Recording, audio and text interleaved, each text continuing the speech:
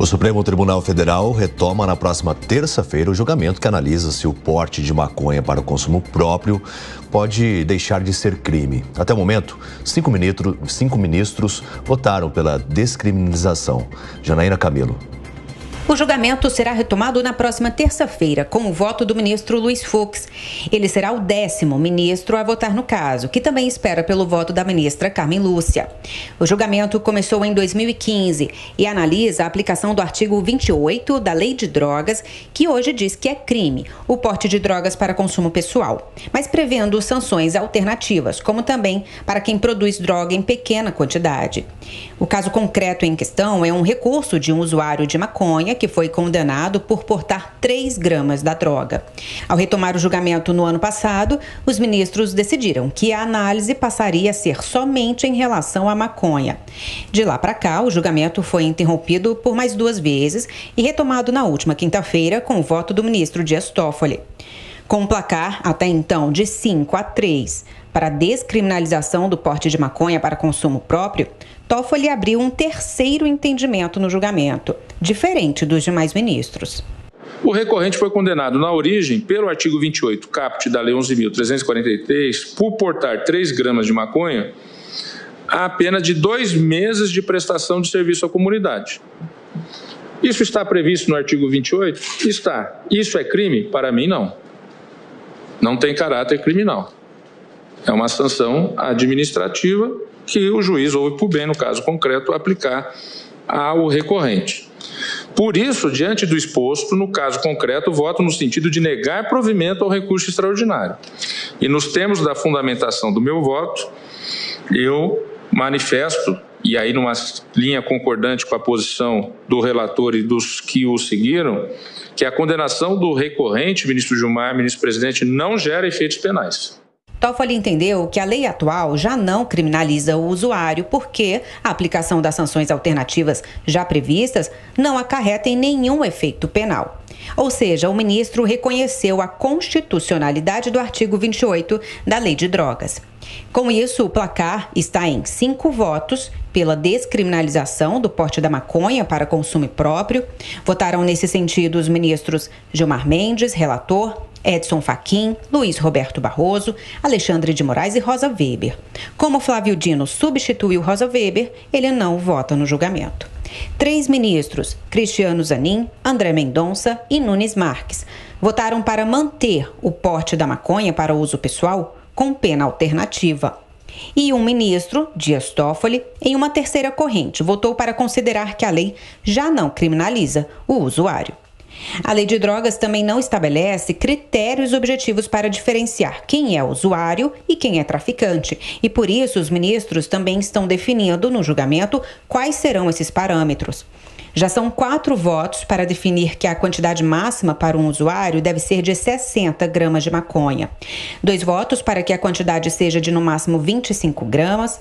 1 voto para que seja de 10 gramas. 1 voto para que o Congresso Nacional deva deliberar sobre a quantidade. E 1 voto para que a Anvisa determine. Diante de 3 entendimentos diferentes no julgamento, a ideia é que após os 2 últimos votos, o presidente da corte e o relator do caso procurem adequar os entendimentos de cada ministro e procurar uma solução unificada. É o chamado voto médio para a proclamação do resultado final. Como a matéria tem repercussão geral, todas as instâncias da Justiça deverão seguir a posição do STF em casos semelhantes. Pois é, muitas discussões em torno desse tema, até mesmo discussões acaloradas entre os ministros e uma divergência sobre quem deveria qualificar e discutir esse tema, porque o Congresso Nacional também se sente ofendido.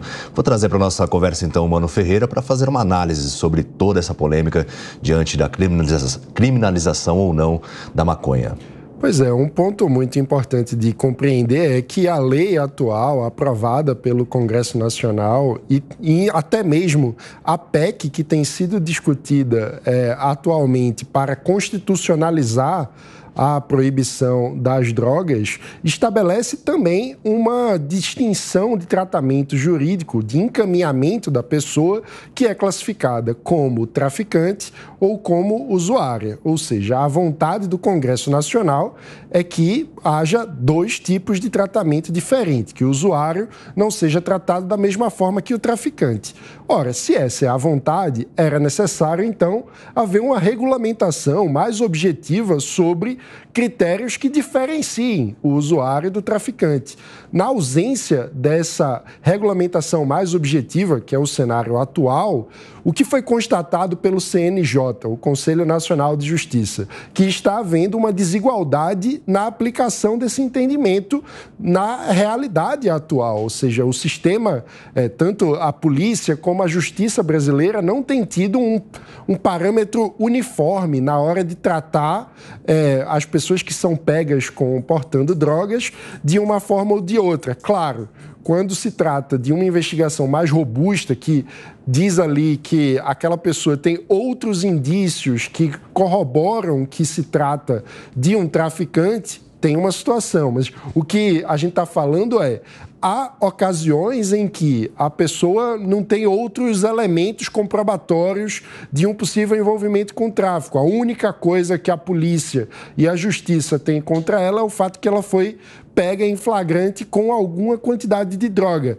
Como enquadrar essa pessoa? Hoje, o enquadramento varia conforme o grau de escolaridade. É o que chegou à conclusão o relatório do CNJ. Um estudo do INSPER recente mostra que 31 mil negros no estado de São Paulo, entre 2010 e 2020, foram enquadrados como traficantes em cenários que usuários brancos foram enquadrados, que pessoas brancas foram enquadradas como usuárias. Ou seja, estamos, de fato, diante de uma situação de desigualdade diante da aplicação da lei. Como resolver isso? Com mais objetividade. É isso que está sendo debatido pelo Supremo Tribunal Federal. E eu acho que esse é um tema que, independentemente das opiniões sobre uma eventual legalização ou não das drogas ou da maconha em específico, é fundamental para qualquer um que defende a República, que defende a democracia, um tratamento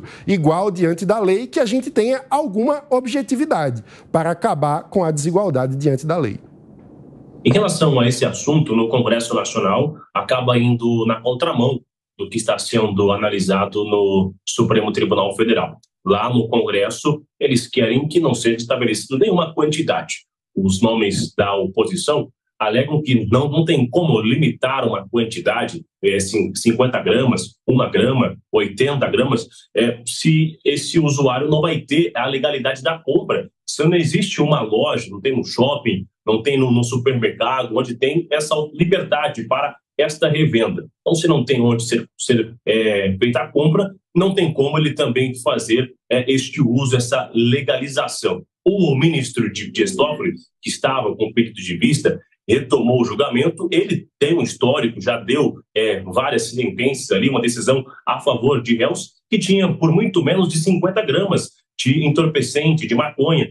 Então, é um histórico, um entendimento do STF, na verdade, que não tem uma opinião ainda formada. E justamente nisso que acaba esse julgamento rolando por muito tempo. E agora esperando por mais um tempo, que foi o entendimento do ministro, que é uma questão de uma saúde, para que, de fato, esse órgão possa entender ou o Congresso possa regulamentar. Então, surge mais uma janela. E é justamente com essas janelas que o Congresso tem aproveitado o tempo para acelerar esse ritmo lá no Congresso Nacional. O assunto já está na Comissão de Constituição e Justiça, que é justamente onde é revisto um vício de uma lei, o que pode ter numa esfera jurídica. E aí, quando a gente conversa com os parlamentares aliados do governo ou de esquerda, eles colocam um tema muito importante, que é o seguinte, sobre estabelecer uma criminalização para esse usuário, que uma família já tem um sofrimento,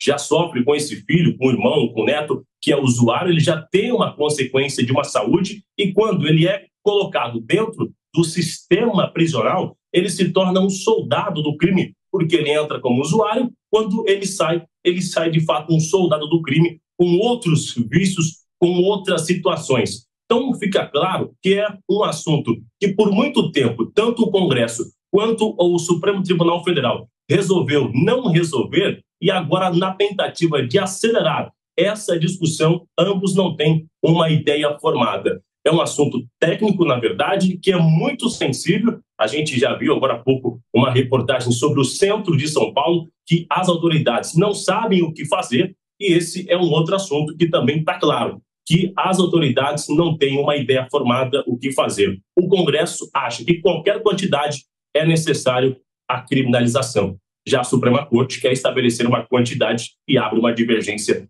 também nessa discussão.